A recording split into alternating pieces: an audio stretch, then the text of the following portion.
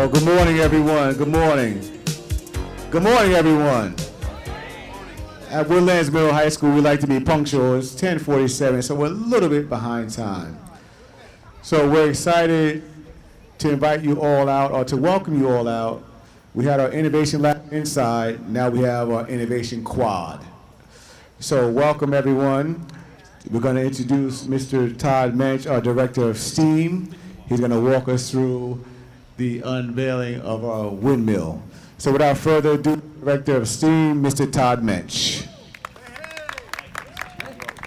Thank you, Mr. Smith. Thank you for joining us. We're going to do this before the rain comes, guaranteed. Look behind me. What we have there is a windmill, and that's the last time I will use that to describe that piece of equipment, because it's so much more. I'm going to introduce some of the dignitary people joining us today. Some are going to speak, and then lastly, the gentlemen that put this piece of equipment up are going to talk a little bit about its capabilities. So that's where we're going to go for today. So again, ladies and gentlemen, thank you for joining us. Thank you for your attention. I'd like to introduce our board president, Mr. Warner. Thank you, Mr. Warner. Thank you. I am going to refer to this as a windmill just for the moment. Students, congratulations on your new windmill. When I was a child, my family moved from a home in a city to an apartment in a very small town in the mountains. Our new landlord was the postmaster and the gas station attendant and the general store owner for the town. The sign for the gas station was about 3 feet from our front door. It was mounted on a big steel pole and was about the size of this windmill. It was bright blue and it acted in place of a street light. We could use the pole to knock the snow off our snow shovels. If we wanted to sleep, we had to make sure we had heavy curtains. Beyond that, we generally ignored the sign, or thought we did. But looking back, I realized that the sign made us happy. The sign symbolized the advancement of modern technology and civilization into the wilderness. We were city folk, and it seemed less likely to us that we would be attacked by a bear or a mountain lion under the glow of the gas station sign. It felt friendly. So, what's the purpose of this windmill, and what could it signify? It might make an interesting background for vertical selfies, but generally, it is a big piece of lab equipment. It means us old people care about your education in science and technology. We also want you to interact with this device so you gain experience with wind and solar power and can get jobs in an emerging industry. It also has another meaning from a global perspective. If the wind is blowing or the sun is shining, we get a little trickle of power from this machine. The really nice thing is that this kind of machine will keep working after we've burned up all the oil and natural gas and coal in the world, and it doesn't create a stockpile of extremely dangerous radioactive waste or a terrorist target like our nuclear power plants. In fact, if we are wise, we won't wait until we've burned up all our fossil fuels and finished disrupting our climate and flooded our coastal cities to switch over to this kind of technology. As machinery goes, this is a good machine, a symbol of our hopes for a better future. We hope you understand this and feel good about it. Uncrin, again, congratulations on your new windmill. Thank you. Thank you, Mr. Warner. I want to make reference to some of our dignitaries in the audience here. I see our board trustee, Mr. Williams, in the back. Thank you for joining us today. Our esteemed superintendent of schools, Dr. Chase. Hello, Dr. Chase. Thank you. Folks, remember, everything that we have here in this district is a collective effort. So all of the rest of the people, including Dr. Chase and the Board of Education, they do the work to get these items here for us. My friend Dr. Vellante, our Assistant Superintendent for Curriculum and Instruction, is here in the audience. I also see Miss Mary O'Neill, our business official, Director of Technology, our good friend Mr. Ramirez, again, technology abound here. And we have our Director of IB World Languages and ELL, my friend Mr. Gallivan. And I'm short, so I got to see who's here. Yes, we have some building administrators. Our good friend, the Dean, Dean Parker, and then the Athletic Director, Mr. McCoy. So welcome, thank you everybody. We have a bunch of teachers. Didn't see our good friend back there. Thank you for joining us, and thank you to everybody, especially teachers and coming out here today. So give yourself a round of applause, thank you. Good to see everybody. I'm going to turn the microphone over. Don't go too far? Okay. Thank you, Mr. Lewis. I want to bring up here, before we have our people from Aris Energy give a little bit of a spiel, our principal of middle school, high school, our good friend, Mr. Smith. Come up and say a few words. Come on up, Mr. Smith. Yes, sir. Just very quickly. Well, we're excited about launching our windmill. We're not going to call it that anymore. So students, I'm glad you guys are here today. You're going to be excited because Mr. Mensch was able to have phone chargers outside on the windmill. So now when you guys want to charge your phone, instead of trying to find an outlet somewhere or plugging it in and leaving it on the floor, you guys can actually take time during lunch, when you have some downtime, to come out here and plug your phone in, because we all know you're using your phone for educational purposes and not anything for Snapchat or anything of that nature. All right, so guys, we are excited about it. We kind of want to get you guys close to it so you can tinker with it a little bit and see what's going on. But we have to thank some gentlemen that helped erect the windmill, and we're going to do some ribbon cutting in about 1 minute. Exactly. All right, so come on closer, and let's get a feel on this thing.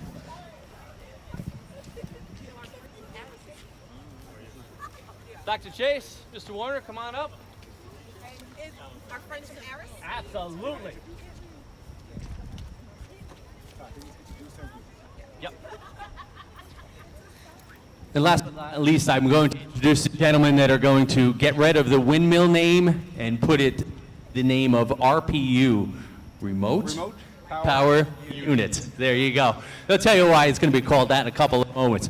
Mr. Connor is the CEO of the company, and Mr. Whitley, who has been my point person from the beginning when I met them, I don't know, maybe July or so of not even, February or so of last year we started talking. So symbolically, we're going to cut the ribbon on this because this is yours. This is not ours. We will find ways to infuse this into our curriculum and our day-to-day learning. And that may be in foreign language, that may be in physics, that may be in ELA. We're just not positive who is going to come to the forefront. I see a couple of people up front here already looking. Maybe they are going to be the data keepers for our remote power unit. So everyone come on up. Dr. Chase, Mr. Warner, my friends from Aris, come on up, and let's do the symbolic ribbon cutting. Can we have one student come up? By all means. Cut the ribbon with us? All right, right in front. Perfect.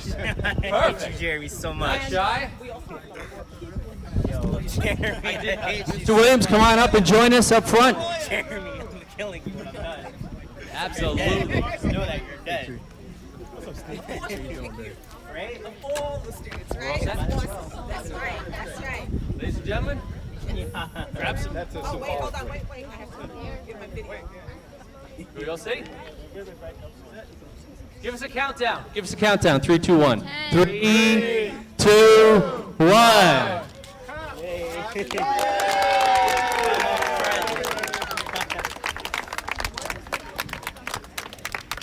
I'm going to turn this over to partner Aris Energy and Mr. Connors, CEO Aris Energy. So stick around for a couple of minutes. We'll talk a little bit about the RPU, and we'll get you back to class. So thanks, everyone, for joining us. Thank you. Hello, everybody. My name is Dan Connors, and I'm one of the founders of Aris Wind. About 5 years ago, we created the company, and we had a mission to bring some advanced wind into applications. And as almost a side thought, we said, what if, while we're waiting for the bigger product to mature, we couple it with a solar panel, use some batteries, and create off-grid street lighting. And it's actually turned out that this has become our product, while the other one still is cooking in the lab. So we couldn't be prouder. A lot of our units, and yours is certainly one of the top 50 units that we've had. We hope to have 5,000 units someday across the land, and you'll be one of our early units as time goes by. So we appreciate the confidence and the pioneering with us. This is an ideal product for schools because schools place a high value on security. They place a high value on the educational content, and there's a lot to learn of what's going on inside this pole. So we refer to this as the RPU, or the remote power unit, because there are no wires, there is no grid, underground or overhead. So it's totally an independent island. So when the grid goes down, this stays up. So it could be a security muster station, for example, if there was a disaster and you needed a place to congregate. We're hoping to take it from a light onto other things that will use the interconnect. So above there, there's a little antenna. It's right underneath the solar panel. So we power that. So we can watch this at night. We can adjust the brightness. I'll just speak if you can't hear me. So it's a light, but it's also becoming an internet appliance. And that's really the future of where we're headed. So it's a light today, and it's a USB charging station, but in the future, we hope it will be part of a node connecting without wires onto the internet. Lastly, the opportunity for business and government and schools, education to work together is ideal, and we fully support that. We'll be working with Todd to help integrate this into your curriculum. Part of the advantage of the live data is that we can get that data into the classroom. It's still a little clumsy in how we do it today, but that will improve. This is basically a microcosm of a lot of things that are going on in the energy world, right? There's energy conservation, energy efficiency, there's renewable energy, resiliency, energy storage, and information technology. And all of that is here. By getting involved with this, you'll be able to have the fundamentals to use that knowledge onto other things in the energy world as may be helpful to you in your career later. Thank you very much. Any questions from everybody in the audience? Young, old, veteran, new? Any questions? What was the thing that you called it earlier in my office? You called it a... Oh, thank you. And forgive me for not using that term. So it's a light, but it's also a micro power plant. So it's a highly distributed, off-grid micro power plant. So the combination of energy generation, energy storage, and the control of that makes it that way. So in 500 AD, when the windmill didn't have that capability, so that's why we can't call it a windmill anymore. That was the deal. Mr. Smith, you saw someone with... Mr. Neal, Corey Neal. Corey, what do you have? Excuse me for asking. I understand that you intend to add more. You want me to? No, go ahead. Okay. I understand you want to add more features to the RPU, but can you make any physical modifications to it? Like, let's say a new form of alternative energy pops up, or it's a more efficient way of utilizing the, for lack of better words, the windmill portion. Could you make modifications to that physically here on campus? So to a certain extent, yes, we can. For example, I'll give you an easy example and a hard example. So an easy example was the solar panel when we started was only 250 watts, and now it's about 400 watts in almost the same footprint. So there's a lot more capacity just on the solar side. On the wind side, we may be limited because of some physical parameters on what we could do in this size pole. And the pole's about as big as we want to make it right now. It's 30 foot, which is just under what most towns consider acceptable. So the answer is yes and no. And and here's where I want to circle back to the relationship between students and schools and businesses and technology is we want to do a lot more things than being a light, right? Using the internet. But what we need to understand is something very basic. It's called the energy balance. How much wind and how much solar today do you make? Today, very little. right? Versus what is your load, what is your energy diet, so to speak. So understanding that today will help us do more with this product together, as well as hopefully invigorate some interest in young people and students as well, hopefully. Great question. Thank you. I have a question. So on a cloudy day, will students be able to charge their cell phones and their iPads? Absolutely. So provided that the voltages in the batteries are reasonably healthy, so that's why the internet connectivity makes sense, because we can monitor that. And so if we're going into December, January, and sometimes then it can be dull and dark and very long nights, right? So if we're going into that period and we can anticipate it, what we can do is we can go on an energy diet and we can turn down the brightness just a couple notches. You may not even recognize it by your eye when you're out here, right? But that will save the wattages and the kilowatt hours that will give you enough gas in the tank to get through to when the wind comes back or the sun comes out again. So, but understanding how all those inputs and outputs work and understanding them year round is why we're thrilled to have engagement with users like hopefully you guys will be. Anybody have a charger on them right now? And a phone? Plug it in. See if you charge it. It is definitely not sunny out here right now. So all hinges on this thing. That's right. If it doesn't work, we got to close up shop. That's right. Can we get more of these? Yes, we can. We're working on it. We're working on it. Good for you. Trying to figure a way to say that. Other questions from anybody? Dr. Vellante. Just the fact, I heard that this is the first in Greenberg. Absolutely, yes. First in Greenberg. Everybody should be very proud of that. Very nice. Actually, Greenberg. My phone charging there. It's actually And charging. it works. Yeah, it works. That's right. It's charging my phone. I'm gonna leave my charger. Leave your phone there? I'm gonna leave my phone there. It's on like 54. Can you repeat that question? Because I just want to hear it. Please. Why don't you don't project as well as my friend next to you. So when installing solar panel, was the orientation chosen at random, or was there a reason you faced it? That's a great question, and so the answer is yes. It's a very specific orientation for the solar panel due south. It's very intentionally solar panel must face south or something close to south. The other thing that our users learn with us is that even though it's a wonderful thing to have off-grid, renewable, resilient power, it's not easy.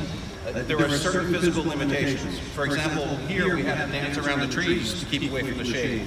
So compared to the grid, where if you're willing to spend the money and plug in the wires and run the wires under the grass, you can get, you don't have those limitations. So there are some very definite physical limitations.